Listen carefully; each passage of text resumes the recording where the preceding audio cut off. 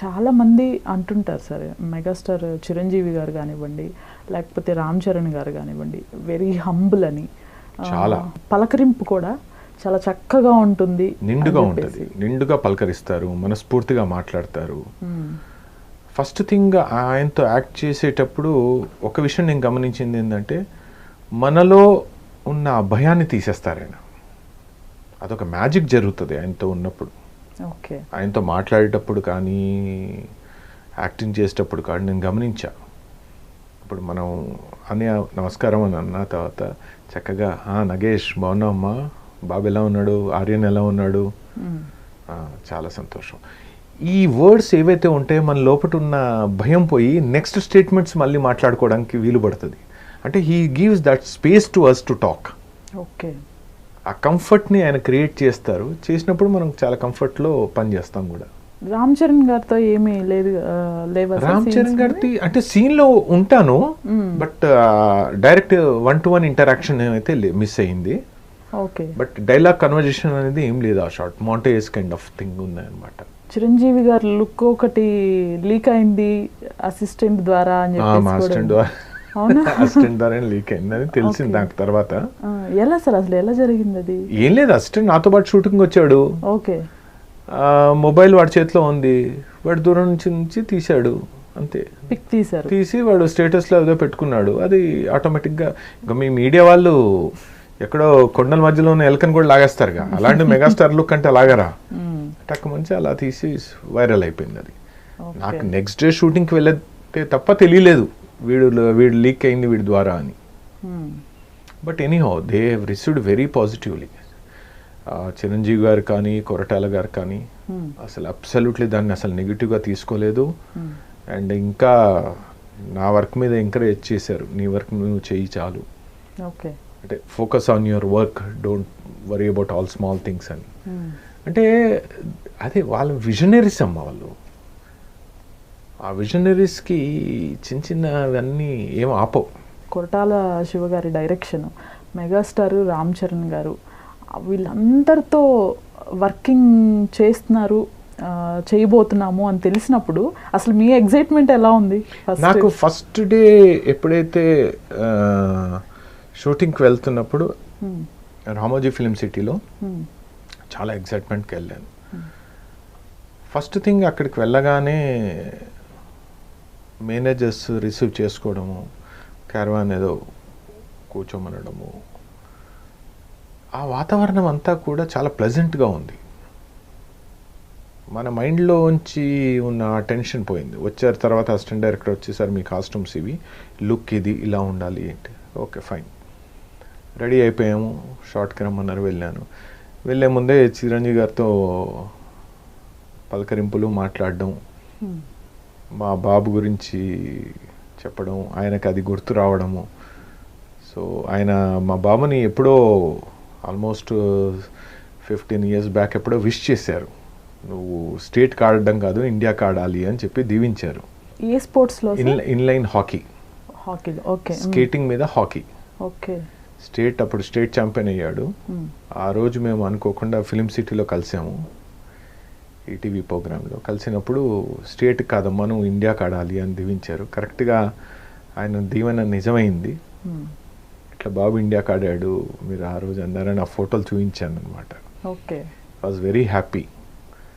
So అలా ఆయన చాలా హ్యాపీగా ఫీల్ అయ్యారు, చాలా చక్కగా మాట్లాడారు. సో నెక్స్ట్ షార్ట్ రెడీ అనే టైంకి ఆ కంఫర్ట్ ఇచ్చారు నాకు ఆయన.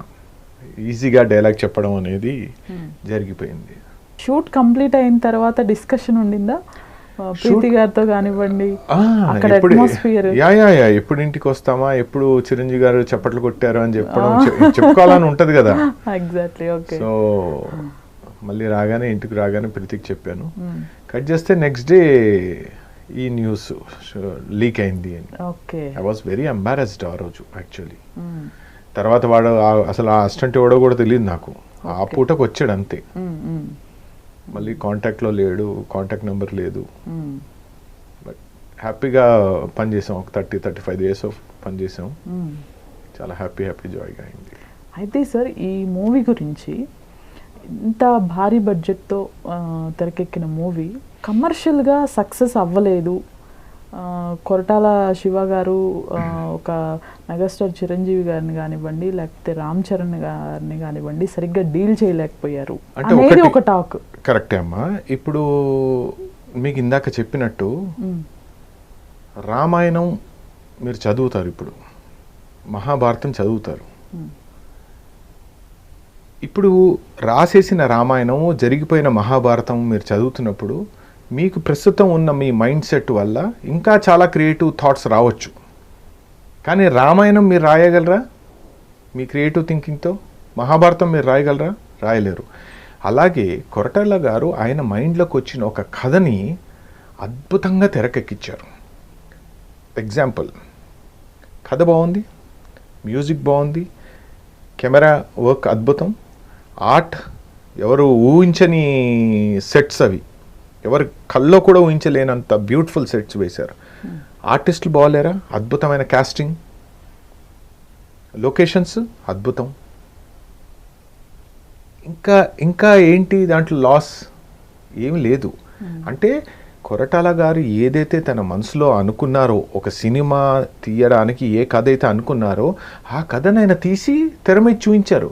That it self is a success. అదే సక్సెస్ అమ్మా, ఫస్ట్ సక్సెస్ అదే. ఓకే, అంటే ఒక మ్యారేజ్ అయిన తర్వాత, ఒక తల్లి కన్సీవ్ అయిన తర్వాత డెలివరీ చేయడమే సక్సెస్ కదా. ఆ 9 మాసాలు నా కడుపులో పెంచడం అనేది ఒక అద్భుతం. తర్వాత ఆ డెలివరీ చేయడమే సక్సెస్. డెలివరీ చేసిన తర్వాత మొహం బాగుందా, కాలు బాగుందా, చెయ్యి బాగుందా అని ఎవరంటున్నారు? ఎవడి పర్సెప్షన్లో వాడంటాడు. ముక్కు కొద్దిగా వంకరుందేమో, ఎవరు బయట ఉండి పోనీ వాడు సృష్టించగలరా? ఒక బిడ్డను వాళ్ళు సృష్టించగలరా? ఒక సినిమాని వాళ్ళు తీయగలరా? ఈ క్రిటిసైజ్ చేస్తున్న వాళ్ళు ఎవరైనా సరే ఆ సినిమా లాగా తీయగలరా? ఒక సినిమా తీయగలరా? తీయలేరు. సినిమా తీయలేరు, ఒకరిని సృష్టించలేరు. కానీ క్రిటిసైజ్ చేయగలరు. ఎందుకు? మనం ఇచ్చే 200 రూపాయలు 300 రూపాయలు పెట్టి మనం మొత్తం 3 గంటల సినిమాని మనం క్రిటిసైజ్ చేసేయచ్చు, ఎనలైజ్ చేసేయచ్చు. నా దృష్టిలో సినిమా తెరకెక్కడమే ఫస్ట్ సక్సెస్. కమర్షియల్ అంటారా? Who has to decide? మీరు నేను ప్రజలు కాదమ్మా డిసైడ్ చేయాల్సింది కమర్షియల్ సక్సెస్సా కాదా అవునా అనేది. ఆ ప్రొడ్యూసరు, ఆయన చార్టెడ్ అకౌంటెంట్, వాళ్ళిద్దరు డిసైడ్ చేయాలి అది ఇది కమర్షియల్గా సక్సెస్ అయిందా లేదా అని. ఎవరైనా వెళ్ళి వాళ్ళ ఆఫీస్లో అకౌంట్స్ చూసారా? ఎవ్వరు చూడలేదు. How can you say that అది కమర్షియల్ సక్సెస్ కాదు అని?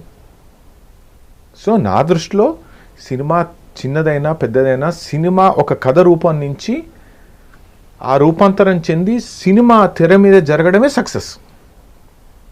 దాని తర్వాత సినిమాలాగే చూడాలి. మీరు ఎనలైజ్ చేయాల్సింది బిజినెస్ని, సినిమాని కాదు.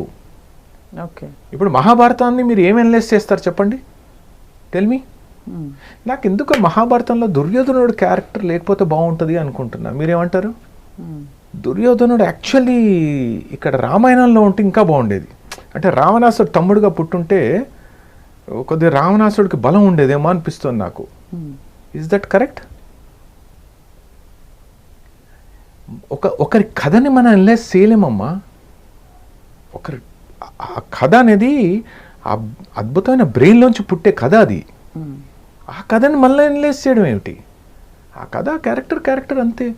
నన్ను ఎవరో అడిగారు, రామ్ చరణ్ గారిని చంపకపోయి ఉంటే బాగుండేదండి.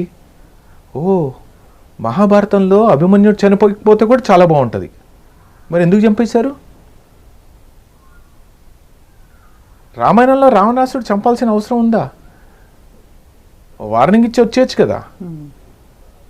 ఆయనకు అంత బలం ఉంది రాముడికి, తన పిల్లని తను తీసుకొచ్చేసి వార్నింగ్ ఇచ్చి వచ్చేయచ్చు. ఎందుకు చంపాడు? కథ సుఖాంతమైంది. ఇక్కడ కథలో ఒక క్యారెక్టర్ అది. అక్కడ రామ్ చరణ్ గారు, చిరంజీవి గారు అబ్బాయి, ఈయన హీరో ఆయన హీరో, అది కాదు. అదొక కథ. ఆయన ఒక సిద్ధ. ఆయన అక్కడ చనిపోతే అప్పుడు ఈ వాల్కనో బయటకు వస్తుంది. ఆచార్యలో ఒక అద్భుతమైన ఆ కోపం బయటకు వస్తే ఆ ఆచార్య ఇక్కడికి వచ్చి ఈ సోనూ సూద్ గ్యాంగ్ అని అంతా చంపి ఈ ధర్మస్థలిలో ధర్మాన్ని నిలబెట్టడానికి ఆయన వచ్చిన ఒక అద్భుతమైన వ్యక్తి, ఒక మహా వ్యక్తి. సో ఆ క్యారెక్టర్ అలాగే వెళ్ళిందిగా.